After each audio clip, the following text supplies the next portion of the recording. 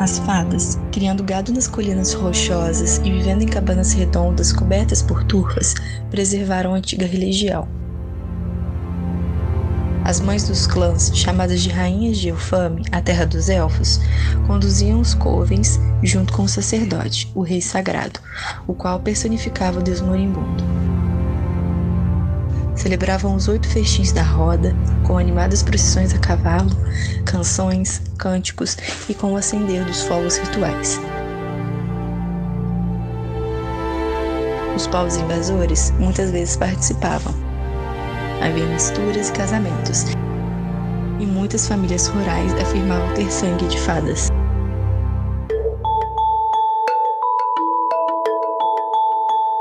Olá, eu sou Matheus Cabot e esse é o Vozes da Deusa, o podcast onde desvendaremos juntos as múltiplas faces e vozes do paganismo brasileiro. Hoje eu converso com a Paláquia Bavato, sacerdotisa da tradição de bruxaria Green Fairy, e Jill Carru, membro da tradição Fairy e da tradição Reclaiming.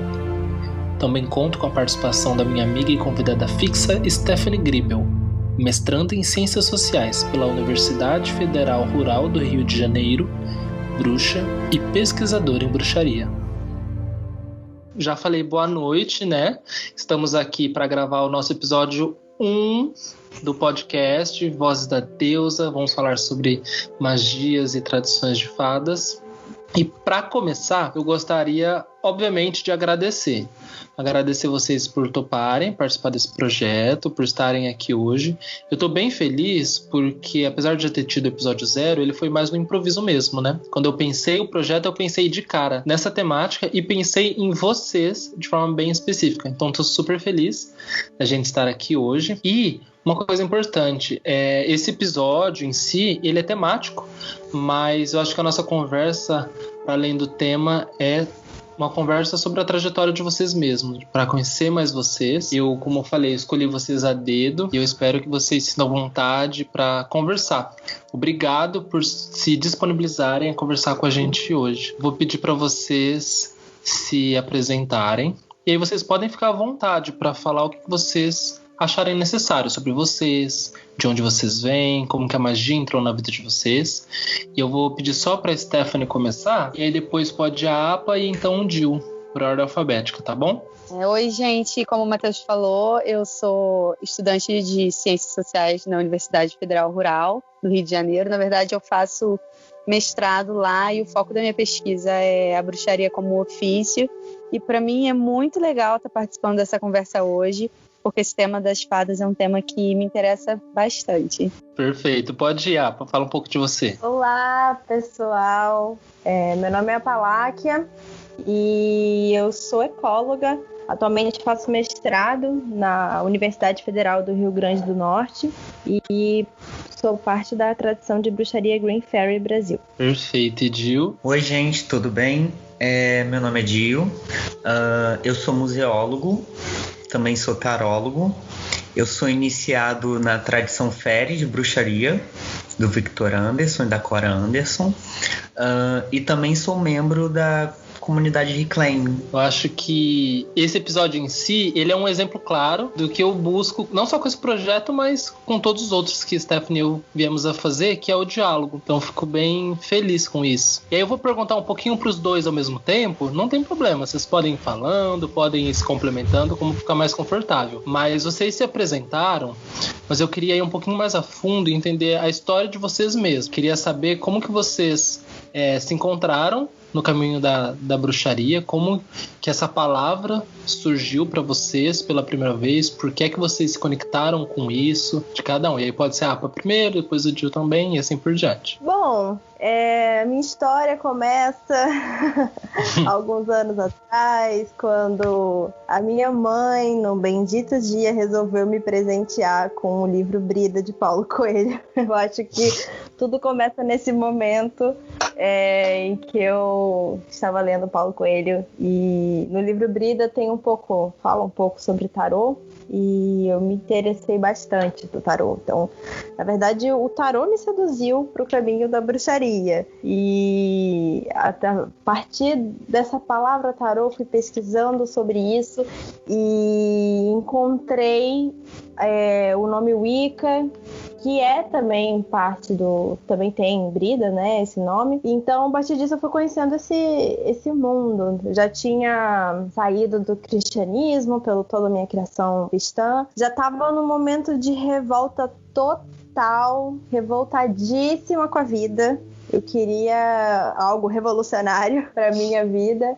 E foi o que eu encontrei. No momento que eu li sobre a deusa, foi quando eu me encontrei. Eu tinha 14, 15 anos quando eu li o livro. Você tem quantos hoje? Eu tenho 24. E para sua mãe ter te dado um livro do Paulo Coelho, já tinha algum interesse antes disso? Não, da parte dela não, né? Da parte dela era algo completamente nada a ver, assim, algo muito... Acho que ela até hoje não entende muito bem algumas questões que o Paulo Coelho traz. Pra mim era só diversão, até que eu comecei a ver que o buraco era mais embaixo, na verdade, que existia muita coisa. E foi me encaixando e me encantando. Então teve o grande encantamento, que foi quando eu comecei a praticar sozinha. E aquela noção, né, que a gente tem absurda, principalmente a gente que mora assim, eu sou de Natal, aqui no Rio Grande do Norte, então assim, aqui não tem muita coisa sobre isso, não é que nem o Rio de Janeiro e São Paulo, em que a gente tem várias informações sobre várias subculturas e várias comunidades. Aqui a gente não tem muito isso. Então, a galera aqui é mais tradicional. E eu nunca tinha escutado falar sobre isso em qualquer outro lugar, né? Foi a internet que me ensinou.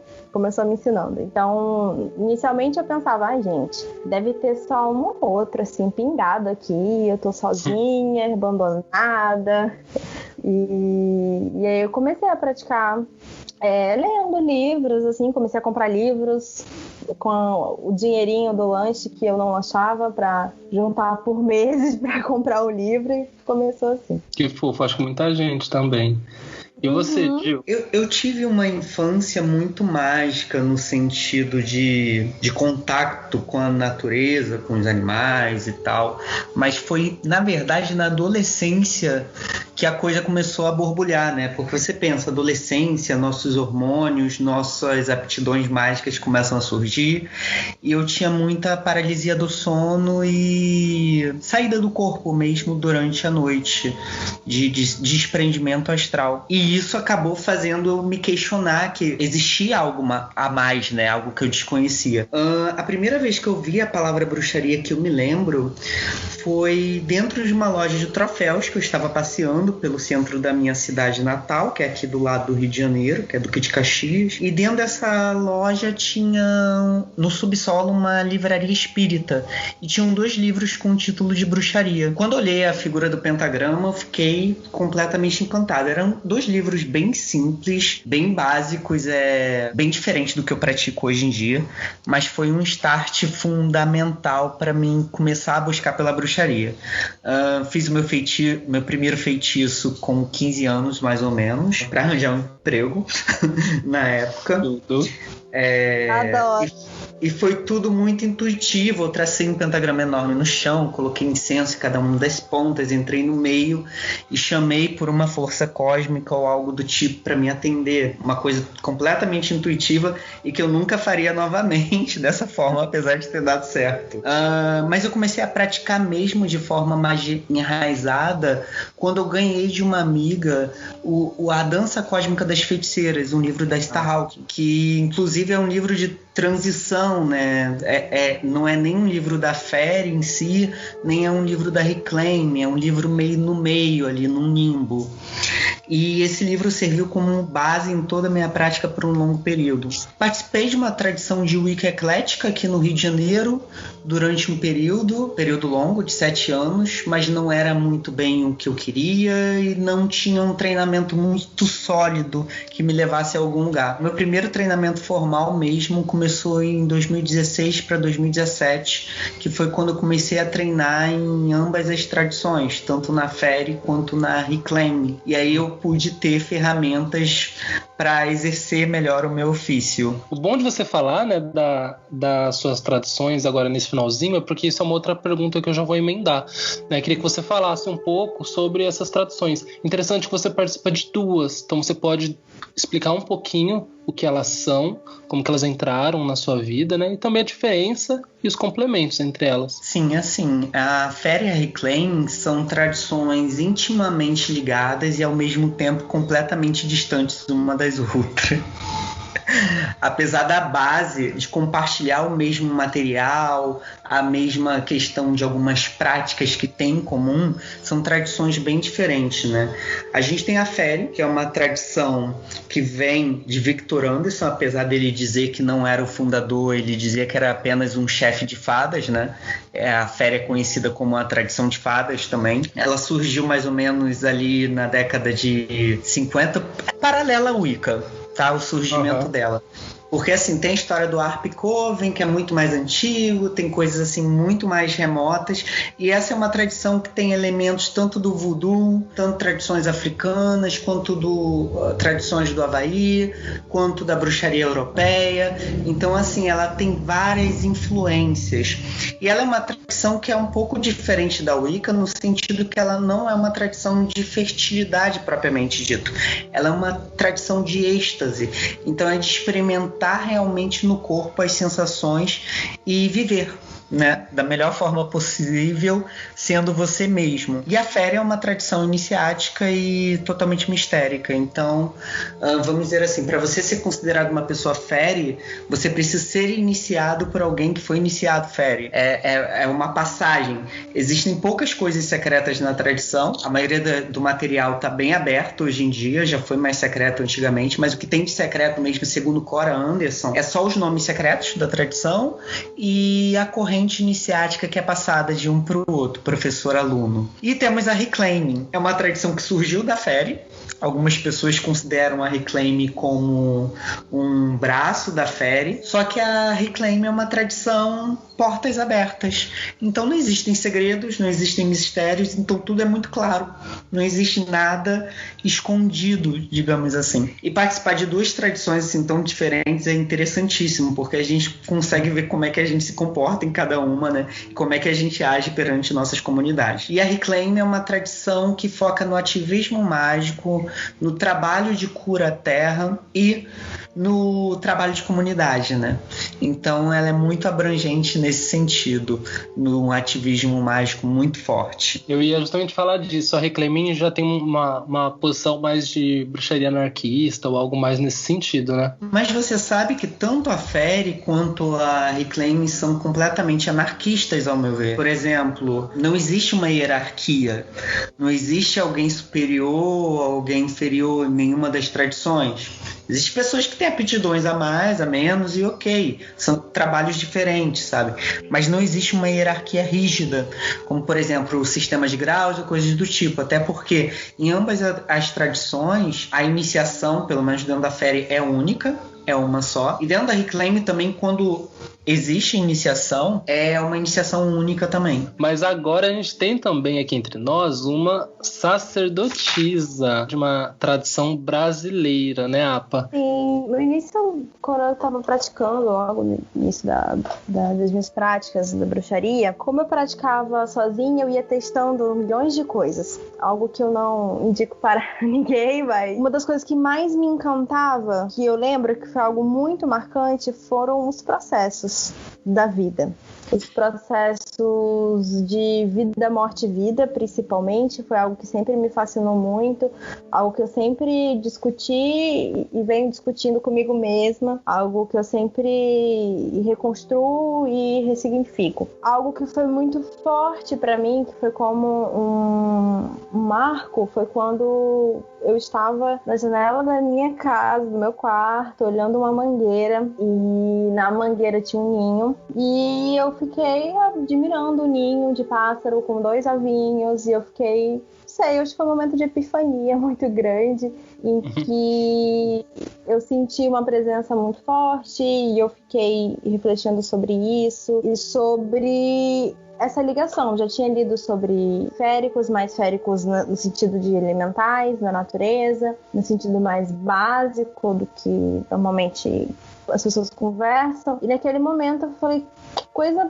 mais incrível, eu preciso me dedicar mais a esses aspectos da natureza. Então, a partir disso, eu comecei a pesquisar mais sobre féricos e sobre mentais. E foi no mesmo momento em que eu estava em busca de pessoas que também estudassem bruxaria na minha cidade. E eu comecei a colocar meu nome em fóruns adoidado, em vários sites aleatórios, em busca de alguém sério, porque eu conheci algumas pessoas, mas que foi bem complicado o processo, não foi muito legal, mas que é normal, faz parte, né, da caminhada, da jornada. E foi quando eu conheci pessoas que flertavam também com essa questão da magia férica. Eu era muito nova ainda, eu já estava com 17, mas só tinha 17, e conheci essas pessoas e comecei a participar de um coven eclético. E esse coven eclético começou a conversar e ter contato com o Valdir Calegari, que é o criador da tradição de bruxaria Green Fairy. E foi quando a gente começou a praticar aos poucos e a vivenciar essa tradição. Então, é algo que já me atraía antes mesmo de conhecer a tradição, mas como as coisas nunca acontecem por coincidência, né? A gente ressoa para o universo e ele responde. Acabei conhecendo pessoas que também tinham interesse e a gente formou o coven atual que eu faço parte, que é o coven Fadas de Avalon, aqui em Natal. Então a gente tem aí 7 anos de coven e muitas histórias, muitas vivências, muita coisa boa. Em 2017 eu fui iniciada na tradição, então recebi meu sacerdócio. E falando um pouco da tradição em si, né, da Green Fairy, nós somos uma tradição moderna, nós somos uma tradição moderníssima, a gente acabou de nascer, se vocês forem comparar com outras tradições, e nós somos o quê? Depois dos anos 2000. Então é algo recente, algo que foi criado pelo Valdir Calegari. O Valdir Calegari, ele tem um background de outras tradições e ele se inspirou, e a gente também se inspirou em muitas outras tradições para que a gente pudesse ter essa maturidade e construir o que hoje é a Green Fairy. Inclusive na tradição Fairy, né? A gente temos inspirações também na Vannem, por exemplo, e o que é muito bom, porque a gente pôde construir algo muito legal com a nossa visão. Então, a Green Fairy, na verdade, o nosso grande objetivo é a conexão com o planeta Terra, e principalmente com os féricos do Brasil. Então a gente tem uma noção muito forte de proteção para com a natureza. Não é à toa que eu escolhi cursar ecologia. Foi pensando nessas questões espirituais também, de cuidado com a terra. Então, a gente tem essa noção muito forte de proteção com a natureza, de cura, não só para a natureza, mas como a cura para o ser humano, para que todos possam compreender ou ter a chance de compreender a importância da conexão com a Fada Verde, que é o planeta Terra. E por isso que um desses nossos objetivos é essa reconexão com os féricos, não só para a gente, como praticante, mas para quem quiser escutar e aprender um pouco sobre isso. E tentar levar isso como algo sério e fonte de um conhecimento importante. Mas, além de tudo, sobretudo, é um caminho de autoconhecimento e de se sentir livre para ser quem você é, independente da sua natureza, né? Até porque nós transparecemos a natureza. É uma tradição hierárquica, mas é uma hierarquia muito mais branda. Nós não impomos nada, na verdade, a gente percebeu a necessidade de uma certa organização. E também é uma tradição iniciática, então a gente, como eu comentei, né, eu fui iniciada, então nós temos sacerdotes e uma organização dele. E assim, o desenvolvimento das nossas práticas foi em conjunto com os primeiros praticantes, e a forma como a gente enxerga é uma tradição sigilosa. A gente tem uma prática de ensino através de oralidade, muito baseado na confiança também, e amor, muito amor, com certeza. Enquanto vocês falam, vou anotando, né? Já vi aqui algumas coisas muito incomuns. Os dois falaram que leram seus primeiros livros aos 15 anos, passaram ali por coven eclético nas duas histórias, né? E os dois hoje aqui falam sobre tradições de fadas, né? Cada uma em seu momento histórico ou geografia são traduções féricas. E a gente vai para o nosso próximo ponto, que eu queria que vocês falassem o que é essa palavra para vocês, né? A gente conversando um pouco sobre como seria esse episódio, eu fiquei refletindo muito, eu adoro refletir. Pensando sobre o que são fadas, o que são seres féricos, a palavra, a carga do nome, eu enxergo como verdadeiras forças motrizes da natureza. É algo que eu percebi quando estava no início e é algo que eu nunca deixei de enxergar dessa forma. Sempre via como algo muito sagrado e muito livre, não necessariamente amarrado às convenções e sistemas humanos. Acho que para começo de conversa seria isso. Eu não me lembro a primeira vez que eu tive contato com essa palavra fada, realmente, mas eu sempre tive esse interesse pelo oculto, né? Tem muito o conceito de fada, né? Quase cai de paraquedas na minha vida, né? Como o conceito desse mundo oculto, né? O mundo das fadas, o que está à sombra do nosso mundo, o que está à sombra que a gente não vê, não enxerga com total clareza, mas que as bruxas, né? Podem acessar de alguma forma e ter bons aliados. Quando a gente fala desse mundo, né? Das fadas, a gente tá falando... A gente não pode esquecer que o mundo dos mortos e o inferno propriamente dito tem muito mais em comum com o mundo das fadas do que a gente possa imaginar, né? Até pelo conceito de submundo, né? E até mesmo em várias culturas, fadas podem ser vistas também como anjos caídos, né? Boas demais para adentrarem no inferno propriamente dito, mas perversas o suficiente para não entrarem no reino dos céus, né? E fala muito sobre o nosso mundo aqui, né? Como se fosse uma força planetária ou uma consciência planetária que habita esse mundo e está por trás de nossas percepções, por trás do nosso mundo e pode ser acessível. A gente, quando tem experiências fora do corpo, ou até mesmo de viagens ou de voo da bruxa, né, que inclusive está muito em voga, as pessoas comentam muito sobre voos, né, a gente percebe que esse mundo astral ou esse outro mundo é muito mais complexo e maior do que a gente imagina. E existe uma infinidade de seres que vivem e se perpetuam e que estão ali, seja em sociedade ou não. Para mim, fadas vai muito nesse sentido mágico, né? Na maioria das culturas do mundo, a gente fala muito sobre o mundo férico, os seres se esvaindo da humanidade, se recolhendo, se escondendo, né? Eu acho que isso é muito uma metáfora do ser humano devido aos meios tecnológicos e tudo isso, esquecendo do sensível, do que está aqui no aqui e no agora, o que está na natureza selvagem, o que está na sensação do corpo em interação com esse meio. Eu acredito que a bruxaria é de um contato intenso com espíritos da Terra, né? Da Terra onde se vive, e isso tem total relação com o termo de fadas em si, né? Que é um termo que vem da cultura europeia, mas que foi meio que agregada quase que mundialmente para descrever esses seres de outro mundo. Uma coisa importante, Matheus, quando a gente fala em questão de fadas, né, a melhor referência que a gente pode ter é o folclore. Folclore tanto da nossa terra quanto folclore mundial, né? E não que não existam essas fadas que são descritas como seres do ar, com asas ou coisas do tipo. A própria Cora Anderson, que era da tradição Fairy, ela dizia que na infância teve uma experiência que ela encontrou um ser alado que mostrou para ela onde tinha algumas moedas e ela pegou essas moedas para comprar doce. Mas na história mundial e na história da nossa própria terra, não é bem assim a maioria dos contos e histórias que a gente tem, né? Tudo tem muito mais a ver com abdução, assassinato, sequestro, ruína mental, pavor, terror e tudo isso. Porque realmente é um mundo selvagem, né?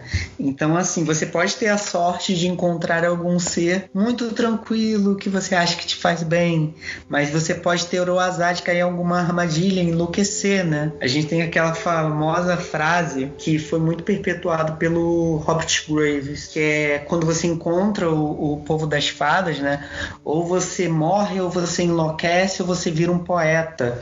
E realmente isso é muito forte, muito real, né? Em se tratando no mundo dos espíritos. Então, classificar esse mundo das fadas como algo completamente benéfico e de luz, que na maioria dos livros acaba mostrando um pouco dessa visão, é um pouco complicado, né? Quando se vê a realidade do mundo e como ele é feroz, selvagem e nem sempre segue os preceitos de ética humano, digamos assim. Às vezes vai por um viés completamente diferente. O que pode ser completamente cortês para mim, para algum tipo de ser no mundo das fadas, pode ser uma ofensa terrível ou coisa do tipo, sabe? Então tem que ter muito cuidado em pisar nesses locais, né? Sim, nesse sentido, a bruxa se sai um pouco bem, né? Porque ela consegue meio que agir nesses dois mundos. Quando eu comecei a conhecer o que são féricos mesmo, foi uma surpresa gigantesca, porque as primeiras sensações que eu tive não necessariamente foram maravilhosas, fofas, como algumas pessoas descrevem, ou como a mídia atualmente em muitos filmes descrevem. Estudando féricos, eu acho que é um reflexo de como o próprio ser humano não consegue aceitar essas outras características.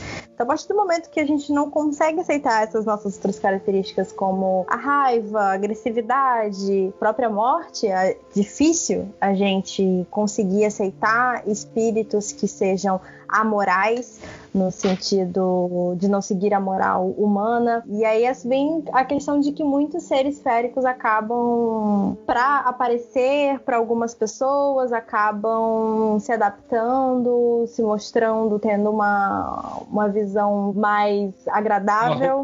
E aí algumas pessoas acabam tendo esse contato mais brando. Mas, na verdade, é exatamente como o Gil falou. Se a gente for olhar para o folclore, para as mitologias, o que a gente vai ver é morte em cima de sangue, etc. É muito interessante essa perspectiva que vocês trazem. Eu acho que amplia muito a visão sobre o que são as fadas, mas eu fiquei super curiosa e eu queria saber, assim, da experiência de vocês com esses seres, assim, se vocês podiam contar alguma história de algum contato com eles que surpreendeu vocês de alguma forma. Bom, tem uma história que hoje eu acho engraçado. Eu estava sonhando muito com uma figura do filme, das figuras mais clássicas de filmes de terror, aquela criança amaldiçoada e encapetada, né? Então, sonhando várias noites com isso. Eu, gente, mas que coisa. Por que eu tô sonhando com isso? Não tô conseguindo compreender. E tá, eu vou tentar meditar aqui um pouco sobre isso, tentar refletir melhor, compreender os simbolismos do meu subconsciente, por que eu tô sonhando com isso. E assim, foram umas 3 noites eu acordando perturbada. Falei, não, quer saber, eu vou tentar focar aí nesse sonho e tentar descobrir o que tá acontecendo. É porque era sempre assim, um sonho muito aleatório, nada a ver acontecendo, e chegava nesta criança e eu ficava assustada. Até que no último dia que eu sonhei, essa criança veio bem perto de mim, começou a gritar e a chorar, e eu comecei a ficar agoniada. Eu parei pra pensar, falei, não, pera, no próprio sonho, né, eu nem tava consciente de que eu tava sonhando, então eu, pera, não, mas não acredito não. E aí eu comecei no sonho a falar, eu acho que eu sei o que de fato você é. E enfim, acabou que eu consegui reconhecer aquela energia como um ser férico que estava talvez se divertindo às minhas custas, provavelmente, mas tudo bem. Acontece. Adorando ver você assustada ali com aquele pesadelo. Sim, com certeza. E você, Dio? As memórias mais antigas que eu tenho com algo relacionado a isso é da infância, né? Que, assim, eu vi alguns pontos de luz no meio do mato, eu vi alguns balançar, algumas formas um tanto que estranhas, um pouco animalescas, que hoje em dia eu associo a esse mundo das fadas, né? Mas uma experiência muito intensa que eu tive foi dentro da tradição Reclaiming, que é uma tradição de ativismo, que a gente se enraiza muito na terra, e com esse processo de se enraizar, a gente estava seguindo a roda do ano, né? A gente ficou durante um ano e a gente começou a trabalhar com alianças aliados de poder que vinham da própria terra e se apresentavam. Primeiro a gente teve contato com a mangueira, que é uma árvore, né, que chegou aqui no Brasil e tem uma popularidade imensa e tem toda uma forma simbólica, tanto que ela chegou em Samhain, então tinha tudo a ver com ancestralidade, porque os nossos ancestrais sentavam debaixo das mangueiras, contavam histórias, é onde o folclore se perpetuou. Depois a gente teve contato com o Tietê-Sangue, que é um pássaro da Mata Atlântica, e aí começou a aparecer alguns seres folclóricos, né? E aí apareceu o boitatá, apareceu a cuca, apareceu o boto, e foi uma grande surpresa pra gente, porque a gente estava já enraizado na nossa terra, só que essas criaturas não tinham se apresentado como aliados até então, né? E aí a gente fez todo um trabalho de cura com a terra e com esses seres para uma reaproximação, e foi uma grande cura para as bruxas que participaram desse ciclo com a gente, porque reaproximou cada uma de nós com a nossa própria terra, com o nosso próprio sagrado e com a nossa própria ancestralidade, né? E esse foi um processo muito intenso e muito marcante. Outras histórias aleatórias assim é que coisas simples, Saci assustando, mas isso acontece no dia a dia, tipo passar perto de um bambuzal e de repente você escutar um grito e aí você vê um redemoinho, não tem como você não saber que é um Saci ali, né? E aí o que você faz? Você corre para não ter nenhum problema, porque é assim que funcionam as coisas. Mas basicamente essas experiências são as que mais me tocaram. Mas assim, o contato com a cuca dentro da Reclaim, nesse processo que a gente fez de aprofundamento no nosso folclore, de cura com a terra, foi algo muito forte, muito forte. E foi um poder muito de dentro da terra que eu posso dizer que foi uma das experiências mais intensas assim da minha vida, no sentido com espíritos daqui, com espíritos próprios, né, do nosso folclore. Foi algo muito marcante. E é muito importante a gente ter esse foco para os seres féricos daqui do Brasil. Fala-se muito, né, de como os seres féricos de fora, e a gente desenha muito esses seres féricos de fora, mas é muito importante. As coisas estão acontecendo aqui no Brasil, e falar de seres féricos, falar de lutar pela natureza, é falar de ter uma luta política também em prol da natureza, do meio ambiente. Não adianta. É muito sem sentido para mim quando você quer ter uma conexão, você quer se aliar a esses seres, você quer ter um culto a esses seres e você não quer ir atrás de saber do que está acontecendo e de lutar pelo que está acontecendo. Então a gente tem, assim, devastações imensas que ocorreram e que estão ocorrendo, assim, hoje, agora. A gente tem a Amazônia, que principalmente pela epidemia aumentou tanto o desmatamento da Amazônia, e vindo aqui para o Nordeste, que é a minha realidade, a gente tem a Caatinga, que também tá assim, a gente tem o que? Menos de 10% do que um dia já foi. E tudo isso tem a ver com esses seres, com esses espíritos. E é importante, quando a gente entra em contato com eles, a gente ter essa preocupação e compreender o que está acontecendo, porque o que está acontecendo é muito triste e a gente precisa se unir para que a gente consiga conversar com o máximo de pessoas. Eu acredito que quando a gente parte muito para esse lado, eu consigo uma conexão mais forte com esses seres. E os seres féricos aqui são maravilhosos, esses mais clássicos, conhecidos por todo o Brasil, são maravilhosos no sentido de aprendizado, não no sentido de muito fácil, simples e vou ali como quem conversa com a minha vizinha. Não necessariamente, mas sim maravilhosos de quanto que eles têm para ensinar. Você falou da cuca e eu tenho essa percepção com o curupira muito forte de aprendizado, de proteção, de realmente olhar para o que está acontecendo, sair um pouco do mundo urbano, principalmente para quem mora nas cidades, né? A gente acaba tendo uma percepção distante das florestas, das matas, dos oceanos, mas as coisas estão acontecendo. Sabe o que eu pensei? Acho que agora, antes da gente começar a ir mais para essa questão de como vocês trabalham com os féricos, e para nossa parte das citações, pedir que vocês trouxessem cada uma citação para a gente não só ouvir vocês declamarem mas pra gente também talvez conversar sobre elas. Eu trouxe uma citação e uma oração. Essa, inclusive, é o modelo de oração que eu faço na minha prática diária. Então eu convido quem estiver escutando para se conectar com essa oração. Se você quiser, você pode olhar para os céus, olhar para a terra, colocar os pés no chão, elevar seus braços, como você bem entender, de olhos abertos ou fechados. Santa Mãe, em quem vivemos, nos movemos e temos nosso ser. De ti, todas as coisas emergem. Para ti, todas elas retornam. Abra nossos corações neste dia abençoado. Toque nossos corpos e nossas mentes. Caminhe conosco pelos portões de poder, nas sombras e na luz das estrelas, no fogo encontrando a terra, no vento sobre o oceano e no doce beijo da vida. Abençoada seja a nossa jornada. Essa é uma citação de uma oração que é tradicional dentro da Feri. Ela está publicada no livro da Thorne, que é o Evolutionary Witchcraft. E eu trouxe uma outra citação também desse livro, que é uma citação que envolve que a Thorne sobre os Feis, né, o povo das fadas. Thorne uma vez perguntou ao Victor Anderson o que os Fey, ou o povo das fadas, queriam dela. E o Victor Anderson respondeu dessa forma: que você se torne cada vez mais você mesma, que você se torne cada vez mais humana. É isso que o povo Fey quer de você. Por que essa segunda em específico? O que ela te toca mais? Bom, tem muito a ver com o meu trabalho, né? Porque quando a gente fala em contato com o mundo das fadas, né?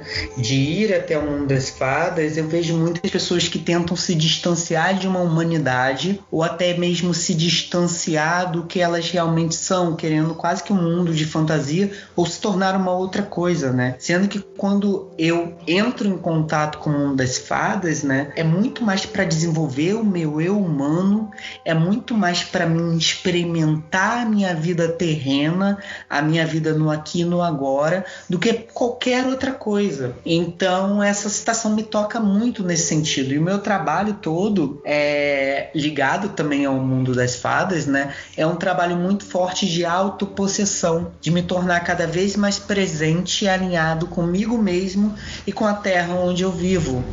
E eu acho essa frase muito simbólica, né, em todos os sentidos. E a oração eu trouxe porque ela fala de uma divindade central dentro da Feri, né, que seria essa Santa Mãe, ou como comumente as pessoas conhecem como Deus Estrela, né, que seria Deus ela mesma, que seria a divindade central. E essa é uma oração muito de presentificação, né, e de contato com esse divino, quase que podendo encarnar ele em nós mesmos no momento da oração. Obrigado. E você, Apa?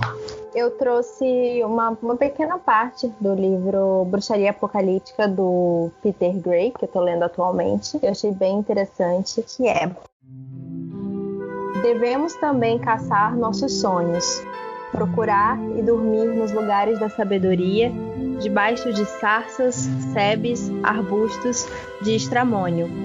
Aqueles que voltaram à caverna foram envoltos em roupas de bebês, reforçando a conexão entre caverna, sono, morte e renascimento do submundo literal. A iniciação no sonho é assim revelada como o rito de nascimento da bruxaria. Nossa origem está engatada na terra dos mortos e da terra férica, escondida dentro das ecoantes colinas ocas.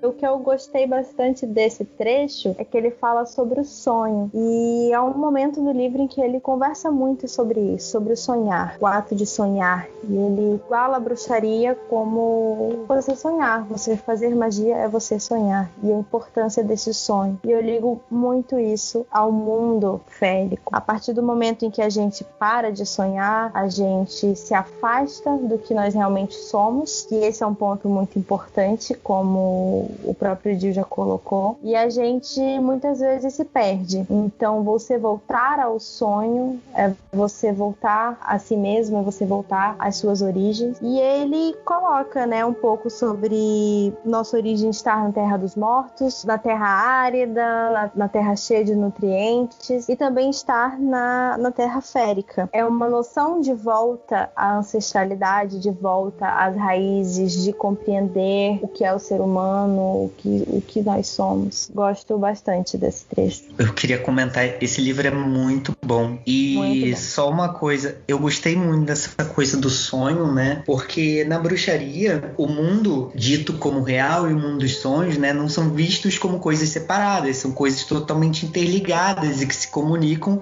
como realidade.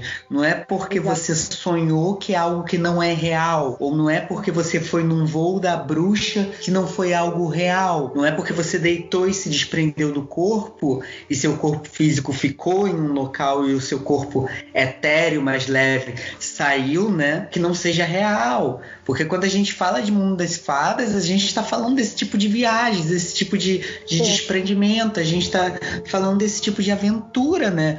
Tanto no mundo dos sonhos. Então, assim, o mundo dos sonhos também tem muita relação com o mundo das fadas propriamente dito. E as pessoas não fazem muito essas relações, né? Porque a gente tende a infantilizar duas coisas, né? Três coisas. O sonho, a imaginação e os seres folclóricos. Sendo que, assim, quando a gente fala de bruxaria, a gente vai num caminho totalmente oposto. Essas coisas são coisas muito palpáveis, reais e totalmente passíveis de se ter uma experiência totalmente visceral, né? Com a sua existência aqui e com a Terra. Eu gostei muito disso. É aquela coisa, quando você vai podar alguém, o que você vai podar da pessoa é a imaginação dela, é o ato dela sonhar e é o passado dela, que é o folclore. O folclore exatamente.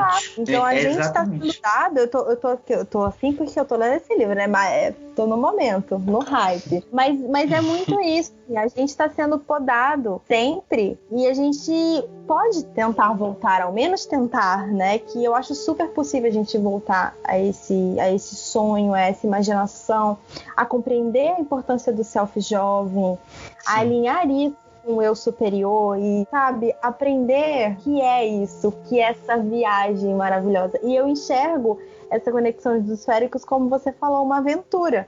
Para mim é uma aventura maravilhosa, que eu aprendi assim do início ao fim. Eu fico pensando de como é muito mais comum a gente ver crianças experimentando o mundo espiritual do que adultos, porque realmente essa inocência é roubada, né? E quando a gente consegue recuperar, reivindicar esse conceito de inocência, né, de enraizamento, de experiência, a gente consegue ter uma vida muito mais equilibrada com as nossas partes, né? E em direção a uma experiência muito mais satisfatória de vida, né? Sem tantas podas, assim. Na minha tradição tem um conceito que a gente chama do coração negro da inocência, que fala justamente sobre isso, sobre você realmente se alinhar em suas partes a ponto de você ser aquilo que você veio para ser e não aquilo que te podaram ou aquilo que colocaram como responsabilidade em você. Total. E primeiras vezes que eu li, eu lembro muito bem, porque foi algo que me marcou muito quando eu li a frase: bom, se você ainda não conseguiu sentir, tentou e conseguiu sentir os féricos, talvez seja porque você não queira ver, porque você acha que não é real. Que tal você agora, a partir desse momento, começar a enxergar as coisas de uma maneira diferente? E quando eu fiquei, caramba, nossa, realmente eu vou começar a partir de agora, começar a me permitir sonhar. E até então não tinha esse conceito do sonho, mas no momento que eu comecei a me permitir sonhar, a enxergar de canto de olho, como muitos falam, né? Enxergue do canto do olho, comecei a sentir. E aí eu me permiti sentir. E aí foi quando começou todas as sensações. As falas de vocês, desde o início até agora, elas estão muito ligadas à cura da terra, né? Vocês falaram das suas tradições e de como isso era importante. E o que vocês trazem agora com a citação é justamente esse processo de que curar a terra é curar a si mesmo, dessa construção de humanidade que nos afasta de todo o mundo espiritual, né? Então esse retorno que vocês estão falando, né, de retornar ao ser humano, ao que é ser humano, e como isso nos aproxima dos seres féricos, é também como a gente se aproxima do divino, da própria natureza. Então é muito bonito ver como a cura da Terra e a cura de nós é um caminho que perpassa por esse tema dos féricos. Está sendo incrível a gente aprender com vocês. Stephanie, tem uma frase que eu uso bastante, só que eu uso mais dentro da Irmandade Isis, que eu também faço parte, eu esqueci de comentar sobre isso, que eu uso a seguinte frase: quando nós curamos a Terra, nós recuperamos o coração da humanidade. Porque a gente tem mania de ver o ser humano como algo completamente isolado do que a gente chama como de planeta, de terra, do nosso território, sendo que assim, não é uma coisa isolada, a gente está intrinsecamente ligado, não tem como separar. Somos uma coisa que depende uma da outra, que se comunica, que interage, que vive junto. Então é totalmente interligado o coração da humanidade com essa cura da Terra em si. E justamente o que vocês têm compartilhado são coisas que a gente não pensa de imediato quando a gente ouve a palavra de fadas, né? O que vocês não costumam ouvir sobre fadas, mas que vocês acham imprescindível que as pessoas que estejam ouvindo o episódio saibam? Eu acho um pouco curioso, assim, que as pessoas fazem vários rituais, né, para atrair seres para dentro de casa, né? Sendo que a gente não vive numa caixa vazia.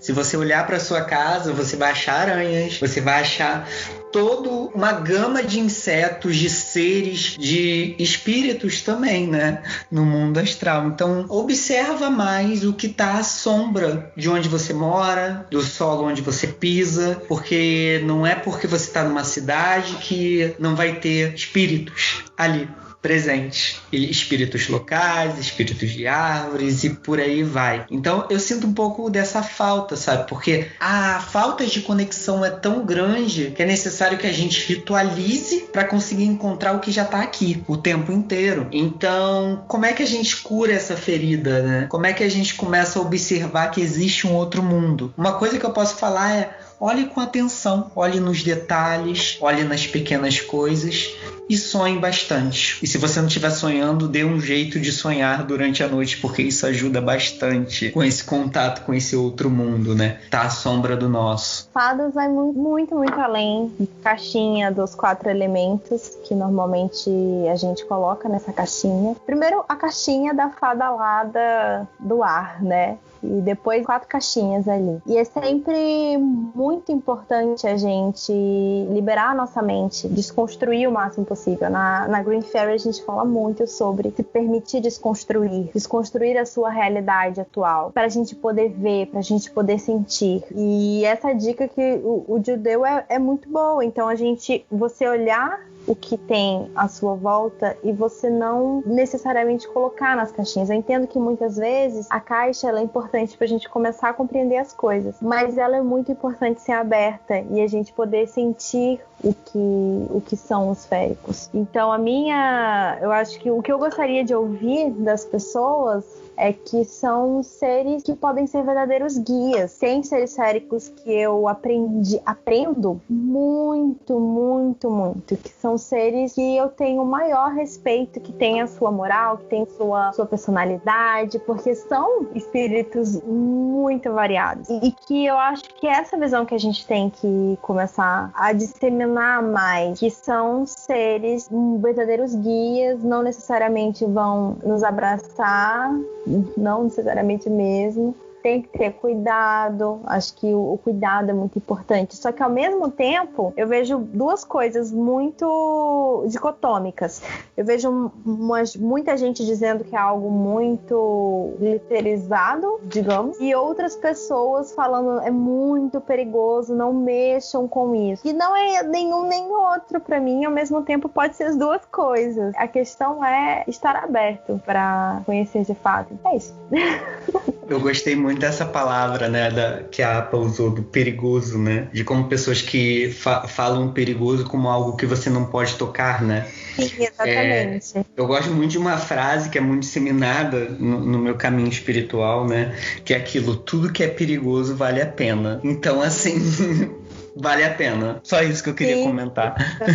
Nossa, vale muito a pena. Eu lembro de uma vez que eu fui para uma lagoa e que eu falei, é hoje. Eu decidi entrar em contato com esse espírito da lagoa. Eu preciso da experiência, eu senti que era o momento. E fui. E aí eu conversei com uma pessoa, você tá maluca? Aí eu, sou maluca, vou mesmo. É isso. E aí a pessoa, não, mas não, você não sabe como esse espírito, não sei o quê. Gente, se eu não for, eu nunca vou saber. Tô indo. Pô, deu super certo. E como que é, voltando para tradições de vocês, como são essas práticas féricas no dia a dia? Algo que vocês pudessem compartilhar para quem for ouvir, ou alguma dica? Na minha prática, o que eu percebi, no início eu procurava muito essas fórmulas, que eu acho que é o que a maioria das pessoas procura. Então, magia simples, algo feitiços, algo com eu querendo um objetivo com os féricos, não necessariamente de só conexão, mas um objetivo específico ali e pedindo ajuda dos féricos. Inicialmente eu enxergava mais assim, com o passar dos anos eu tive uma maturidade que hoje a minha prática, quando eu acordo, eu olho para as árvores que estão aqui na frente da minha janela, que eu tô vendo agora, inclusive agora cheio de morcegos maravilhosos. Começo a refletir, vejo o orvalho na folha, começo a sentir. Tem uma árvore aqui no condomínio que eu moro, que eu digo que ela é minha amiga, que desde o início, há anos, comecei a ter uma relação com o espírito dessa árvore. Então eu comecei a fazer meditações, pedir sonhos, oferecer o cuidado, um pouco do cuidado. E assim, para mim é muito mais sobre reflexões diárias, sobre sentimentos. Sim, às vezes acontece, como eu comentei, né? Eu vou para um lago, quero me conectar com o espírito daquele lago, estou numa praia, quero me conectar com os espíritos que estão lá, quero compreender melhor essas energias, quero estar em sintonia com essas energias. Sim, acontece, mas no dia a dia é muito sobre eu estar sempre oferecendo algo, então algo ou simbólico ou algo mesmo, assim, oferendas que eu faço, tipo água com cravo, água com canela, que eu gosto bastante. Sempre estou oferecendo num altar, que eu gosto de ter um ponto de poder nesse sentido. E é isso, assim, minhas práticas diárias são essas. Acho que não tem nada no mundo férico, não tem nada assim, isso aqui é infalível. Tudo vai depender muito de como você tá, da sintonia em que você se encontra, o trabalho que você faz consigo mesmo, a maturidade que você tem. Eu tenho uma rotina energética diária muito intensa, né? Então eu reservo pelo menos de 15 a 40 minutos diários para mim mesmo, para eu fazer essa prática diária, né? Digamos assim. Então é uma série de orações que eu faço, de movimentos específicos, de alinhamentos, onde eu converso com todas as minhas partes, tento fazer elas ficarem alinhadas, um aterramento, um centramento, que aí eu uso a árvore da vida, que é realmente lançar as raízes no solo, honrar os espíritos da terra, pegar esse poder, enviar para cima, pegar a inspiração das estrelas, centrar, purificar. Eu faço uma grande utilização também de ferramentas que são em comum tanto com a Fairy quanto a Reclaim, né, que seriam o trabalho com os pentáculos, né, que existem duas ferramentas de autotransformação que são muito fortes em ambas as tradições, e surgiu na Fairy, que é o pentáculo de ferro e o pentáculo de pérola. Faço algumas práticas de autobênção, realizo um feitiço diário, que é um feitiço que veio da Reclaim originalmente, mas é um feitiço para que as águas do mundo corram limpas e puras. Então eu pego uma quantidade de água, eu canto, jogo nos meus vasos de planta, lançando esse encantamento, né? Me conecto com as divindades, né? Que eu trabalho dentro da minha tradição, são divindades próprias da tradição e aquelas divindades que são aliadas também. Então eu reservo esse tempo de 15 a 40 minutos, às vezes um pouco mais, às vezes eu faço um pouco mais depressa, dependendo do dia. Mas eu deixo sempre reservado o tempo máximo para esse momento meu, né? Que eu gosto. Algumas pessoas até gostam de fazer essa prática de acordo com o dia vai passando. Então, de manhã faz uma parte, depois à noite faz outra e por aí vai. Eu gosto muito de centralizar tudo, porque eu gosto desse momento meu, né, de contato com espíritos. E é claro que assim, durante o dia também, às vezes eu me sinto um pouco desalinhado, coisa do tipo, e eu tento fazer algum tipo de prática para me presentificar, para mim estar no aqui e no agora, para mim não me perder, tentar estar sempre presente em todas as minhas possibilidades. E pensando mais para a tradição de vocês, né? A APA depois pode responder também. Essas tradições, elas têm práticas próprias, têm celebrações próprias? Na FERE existe, por mais que a FERE seja muito de facções, né? Existem mais do que uma linha específica, mas a FERE em si é pequena demais, né? A gente tem um corpo assim básico de práticas que nós fazemos, como alinhamento, como comentei, trabalho com os pentáculos, às vezes trabalho com demônios, por aí vai. Mas é uma coisa muito interna de treinamento. A Reclaim também tem o mesmo tipo de prática, semelhante. Então a Reclaim você vai achar o que a gente chama de classes núcleo, né? Que são elementos da magia como a primeira classe, que seriam o trabalho básico com os 4 elementos do espírito. Depois a gente tem pentáculo de ferro, que é um trabalho de autotransformação muito profundo. Depois a gente tem o pentáculo de pérola, que é um trabalho de comunidade muito forte. A gente tem ritos de passagem, que fala sobre rituais, né? E a gente tem construção de comunidade, que é justamente sobre você organizar uma comunidade de forma anarquista, obviamente, né? Porque a gente é bem anarquista, mas bem organizado. A gente é bem... Porque anarquismo não quer dizer falta de organização, né? Na verdade, anarquismo é uma organização coletiva, né? Vamos dizer assim, onde ninguém manda em ninguém. Basicamente isso. Sobre festivais, na FERE, muitos iniciados gostam da roda do ano, mas a roda do ano é algo que foi absorvido da Wicca. Não é algo que faz parte, não é algo que a gente aprende no nosso treinamento ou coisa do tipo. É claro que a gente pode se conectar e todo mundo gosta de momentos de poder, datas de poder. Eu amo uma lua cheia, mas uma coisa interessante que aconteceu no meu processo, né, que eu vim de uma Wicca eclética, não vim nem de uma Wicca tradicional, vim de uma Wicca eclética que não tinha um treinamento formal e que não tinha muito uma base sólida, e de repente eu fui de uma Wicca eclética para uma tradição de bruxaria onde tem um treinamento formal para você ser iniciado. E no início foi muito interessante, porque antes eu fazia todos os rituais e eu ficava presente, assim, data tal, né? Aí primeiro me foi tirado os sabás, não tem sabá. Eu ficava, uau, peraí, como é que é isso? Depois, peraí, não tem lua cheia também. E aí você tira da bruxa o sabá e a lua cheia, se sobrar a bruxa, aí é o seu caminho mesmo, né? Então, foi muito interessante esse processo. E aí as pessoas ficam um pouco surpresas quando perguntam, você comemora sabá, esbá? Eu falei, eu amo sabá, adoro uma lua cheia, mas não é algo que faz parte da minha prática. É algo que eu gosto. Então, se alguém me chamar, eu vou. Se um grupo de amigos da Reclaim falar, vamos fazer um ritual de lua cheia.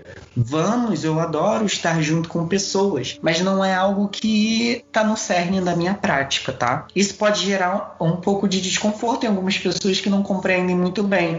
A mesma coisa quando eu falo que quando as pessoas se aproximam da FERE em si, eu falo, olha, FERE não é sobre a deusa e o Deus. Na verdade, não é sobre isso. Nossa cosmogonia é um pouquinho diferente, você vai achar um pouco estranho se você não estiver muito habituado. Então, assim, lê um pouco sobre a tradição antes de achar que é sobre um deus e uma deusa, porque não é bem assim que funcionam as coisas. E as pessoas ficam surpresas, né? E aí é um problema sério que algumas pessoas falam, você ataca muito masculino e feminino. Não faz parte da minha prática. O meu caminho é outro. Eu sou uma pessoa queer, tem espaço para todos, mas na minha tradição e na minha prática é dessa forma. Mas as pessoas tentam enquadrar um pouco demais qualquer tipo de bruxaria que não se enquadre no que é mais popular, né? Que é essa Wicca eclética. E é legal demarcar outras realidades possíveis, né? Na Green Fairy a gente tem um calendário, mas a gente também não faz nem sabá nem esbá, a gente não segue a roda do ano, é algo totalmente desligado da Wicca nesse sentido, mas nós temos nossas celebrações, nós temos rituais, temos festivais, então a gente tem 2 festivais que são algo mais público, quando o cover, o grupo, o clã decide dividir isso com outras pessoas que eles percebem que são pessoas que querem estar naquele momento. Então nós temos um festival que é o Festival das Luzes, em que a gente fala muito sobre recomeços, fala muito sobre trazer a luz para nossas vidas, fala muito sobre os povos féricos, que a gente tem essa crença dentro da tradição, em que povos féricos, espíritos de outras dimensões puderam estar na Terra e estar trabalhando em prol desse maior equilíbrio e cuidado com o planeta. Então a gente tem toda uma crença relacionada a isso. Então no Festival das Luzes é mais focado no sentido desses povos, no sentido de renovação, no sentido de refletir sobre o que ocorreu e estar apto para recomeçar. E temos também um festival que é um lado da mesma moeda, que é o Festival das Lágrimas, em que a gente... Lágrimas não necessariamente de tristeza, mas também de alegria, em que a gente exalta bastante a ancestralidade, ligada ao que a gente pode aprender com aqueles que passaram por nós. Falamos muito de divindades nesse festival, então a gente traz essa prática. E se as pessoas quiserem se aproximar de ambas as tradições, como que elas fazem, com quem elas conversam, onde elas encontram? No caso da Green Fairy, a pessoa que estiver interessada, ela pode ir lá no nosso Instagram, @GreenFairyBrasil. Ela pode falar comigo também, pode falar com algum dos outros sacerdotes. Estamos lá no Instagram. A gente tem o site também, se vocês colocarem lá no Google, Tradição de Bruxaria Green Fairy Brasil, vocês vão encontrar. Vocês podem se conectar e a gente pode conversar. Nós temos uma espécie de círculo externo em que a gente começa a conhecer as pessoas que têm interesse, as pessoas começam a conhecer a gente e a gente vai trocando ideias. Bom, quem quiser se aproximar, né, de alguma das tradições, vou falar primeiro da Reclaim, que é uma tradição portas abertas. Então, para fazer parte, basta se alinhar ao que a gente chama de princípios de unidade. Tem um site chamado Reclaim Brasil, onde você encontra os princípios e alguns textos que falam sobre a tradição. E se alinhar com esses princípios juntamente com uma comunidade. E fazer o Reclaim. Reclaim é muito mais sobre fazer e acontecer do que propriamente qualquer outra coisa. E para fazer parte da Reclaim, você não precisa ser um iniciado propriamente dito. Existe iniciação dentro da Reclaim, mas ela é apenas uma ferramenta. Não é algo que vai te conferir um fazer parte ou não. Então, para fazer parte, é só procurar alguém que faz parte da nossa comunidade aqui no Brasil, se aproximar e ficar atento aos grupos de estudos que fazemos, ou aos rituais públicos que fazemos. A gente trabalha muito online, né, com pessoas que são de longe. Agora todo mundo trabalha online devido à quarentena, né? Aqui no Rio de Janeiro nós temos as Bruxas Vermelhas, que é um grupo de bruxas Reclaim que trabalha nesse eixo aqui, Rio de Janeiro Baixada, especificamente Nova Iguaçu. Então fica aí, procurem a gente. Vocês podem procurar no Instagram também, que eu direciono pro site, mostro lá. A gente tem um e-mail que também está disponível no site, é só procurar Reclaim Brasil. Quanto à Fairy, a Fairy é uma tradição muito reclusa, né? O primeiro conselho que eu dou para pessoas que querem realmente conhecer a Fairy leiam minimamente o que é a Fairy, porque às vezes não é tão simples e não tem muito a ver com o que a gente conhece como bruxaria eclética, né? Então é bom você saber onde está pisando primeiramente. Fazendo essa primeira leitura sobre o que é a tradição, procure um iniciado e tente achar um professor disponível. Pergunte se ele pode te ensinar. Se a resposta ser sim, pergunte o que você tem que fazer e siga em frente no seu treinamento. Espero te ver em breve do lado de dentro aqui. Mas basicamente é isso. Procure iniciados e verifiquem se são iniciados mesmo, tá? Aqui no Brasil a gente tem um número muito pequeno de iniciados e sempre verifique. Dentro da Fairy é muito fácil você identificar quem é iniciado ou não, porque a comunidade é muito pequena. Então você envia uma mensagem para qualquer pessoa no mundo que essas pessoas vão testemunhar se é uma pessoa que faz parte ou não. Mas é aquilo. Para entrar na Fairy você precisa realmente de um relacionamento bem íntimo com o professor. Não há uma outra forma. Também para Green Fairy eu dou a mesma dica. Para você você saber se a pessoa ela é iniciada ou não, se você for no nosso Instagram, você vai ver que os sacerdotes estão lá. Nós somos também uma comunidade pequena, então é fácil ver e é bom se certificar de quem realmente é iniciado. É muito importante essa questão de verificação e saber onde você está se metendo pela seguinte questão. A bruxaria em si, né, atrai muita gente complicada. Existem muitos grupos que surgem, que pegam nomes de tradições ou coisa do tipo, simplesmente para manipular, para jogar, brincar com as pessoas e às vezes desestabilizar totalmente a pessoa também. As pessoas levam o ego a um nível muito grande. Então, uma coisa que eu falo, verifiquem onde vocês vão entrar, tenham muito cuidado, vejam se tem um lugar muito que seja algo sólido, algo que não seja prejudicial, porque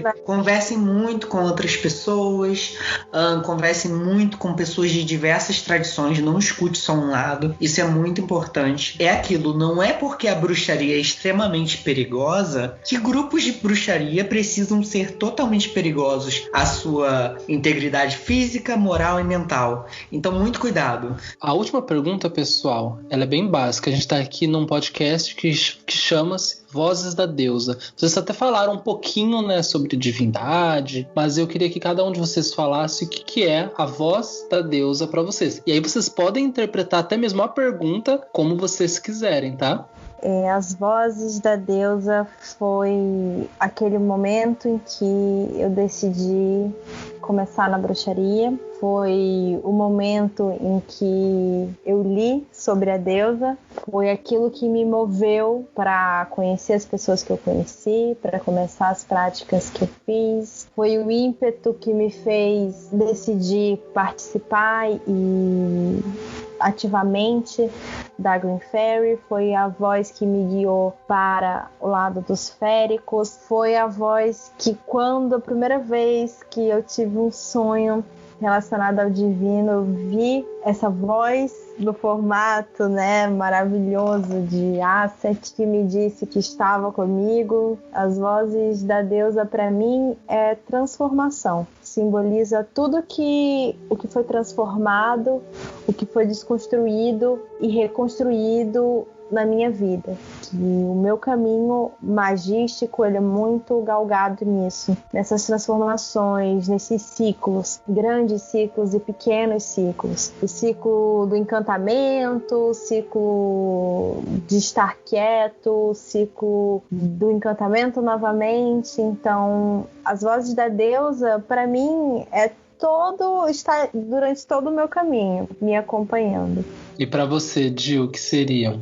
Para mim, vozes da deusa, né, é o som das estrelas e do centro dessas estrelas que contém ferro, esse ferro que caiu do céu, que tem no interior da terra, que subiu, que tem no nosso sangue, é o sentir, é o aqui e o agora, é a existência, é a dança pelo êxtase, é a dança em se olhar no espelho curvo, é a dança de se projetar e acontecer no aqui e no agora e se possuir cada vez mais, para que você possa estar cada vez mais alinhado à sua própria verdade e à sua própria existência neste local, no aqui. Para mim, isso é a voz da deusa. É a voz do nosso sangue correndo, é a voz dos nossos ossos que nos sustentam, é a voz dos nossos corações batendo forte enquanto a gente vive. Para mim, isso significa essas vozes, né, que ecoam no universo, no cosmos, na existência. Gente, acho que vocês devem ter percebido pelas minhas perguntas meio confusas, minha voz maluca, o quão nervoso eu estava, né? Mas eu estava nervoso justamente por querer demais estar aqui com vocês. Então queria finalizar agradecendo mais uma vez, e eu quero deixar esse espaço de diálogo aberto para vocês falarem o que quiserem, né? A gente vai ter aqui já bons minutos de podcast e alguém ou algumas pessoas vão ter chegado até aqui. E o que vocês gostariam de falar para essas pessoas? E aí eu vou deixar o microfone aberto para cada um de vocês também. Eu gostaria de falar para as pessoas que procurem aprender mais sobre o local que você vive, em vários aspectos, não só a história desse local, que tem muito a ver com essa questão do folclore que a gente comentou, mas que está à volta desse local em que você vive, dessa cidade em que você vive. E falando um pouco de conhecer, né, a gente tem histórias muito bonitas e interessantes, que é um ótimo começo para quem está querendo se conectar com os féricos, para quem está querendo começar essa jornada. Por exemplo, aqui no Nordeste a gente tem histórias maravilhosas. Aqui mesmo no meu estado a gente tem a lenda do Poço Feio, em que existe um poço que na verdade ele é muito bonito, ele não é feio. E nesse poço dizem que toda lua cheia dá para escutar a voz de uma mulher e que se você for lá, você morre na lua cheia. E esse poço interessante é que ele nunca secou. Toda a história dele, documentada, ele nunca secou. Então, e ele não só tem essa lenda, mas ele existem várias histórias que estão em volta dele. Então, assim, compreender histórias é muito compreender que nós somos, e é um ótimo início de caminhada. O que eu gostaria de falar para as pessoas que chegaram até aqui: geralmente a gente consegue escutar os mortos através dos vivos que conviveram com essas pessoas, através das histórias, do que elas faziam, do que elas falavam. Se vocês querem conhecer os seres folclóricos, os seres feéricos, os espíritos da terra, escutem o que as histórias têm a dizer, o que o folclore tem a dizer, o que as histórias de terror têm a dizer, que elas vão dar muitas informações preciosas para essa jornada. Quanto à bruxaria no geral, né? A bruxaria é uma grande jornada. É uma grande jornada de desenvolvimento do próprio ser, né? De um desenvolvimento pessoal, de um desenvolvimento de contato com os espíritos e um desenvolvimento de um êxtase profundo, né? De um estado de transe profundo também. Então experimentem, usem técnicas, estudem, procurem treinamentos, que treinamento é uma coisa maravilhosa, que pouco se fala aqui no Brasil, mas que é algo tão essencial para que bruxas não saiam por aí fazendo feitiços estranhos, né? Um treinamento ajuda a gente a se aterrar, a se ancorar e conseguir fazer uma coisa mais moldada. A gente consegue moldar melhor a realidade a partir disso. E eu aconselho também que as pessoas dialoguem mais, que as diferentes tradições entendam que é possível conviver.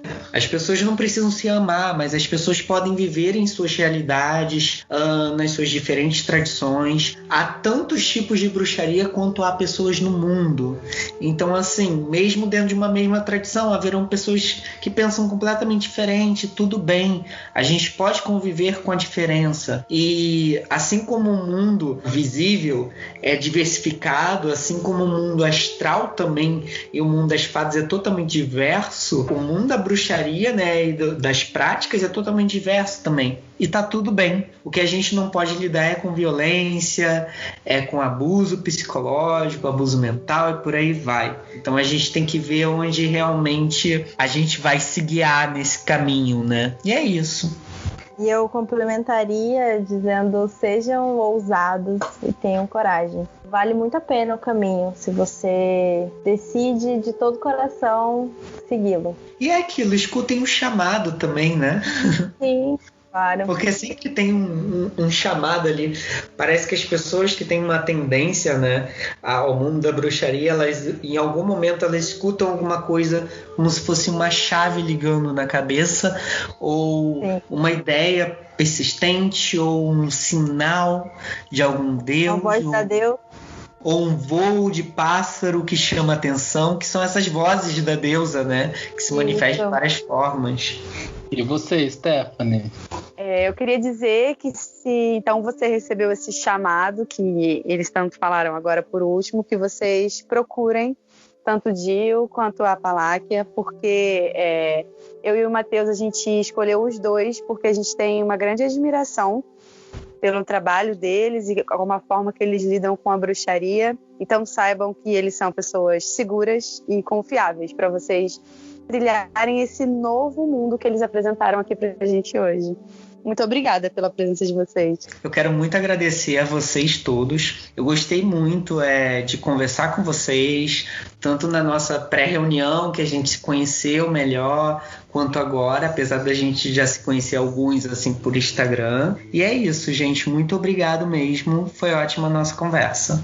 Muito obrigada pelo convite. Eu fico muito feliz. Eu acho importantíssimo a gente estar num espaço em que a gente possa conversar, em que a gente possa trocar ideias e práticas e vivências. E isso é muito importante. Isso faz muito parte da gente sonhar junto também. Então, parabéns pela iniciativa. Eu adorei o episódio 0 e tenho certeza que vai ser muito sucesso. Eu agradeço a você que chegou até o final desse episódio e que possamos juntos fazer ecoar a magia. Vozes da Deusa é uma produção Casa Diânia. Assista também ao documentário 3 Faces da Deusa em casadiania.com.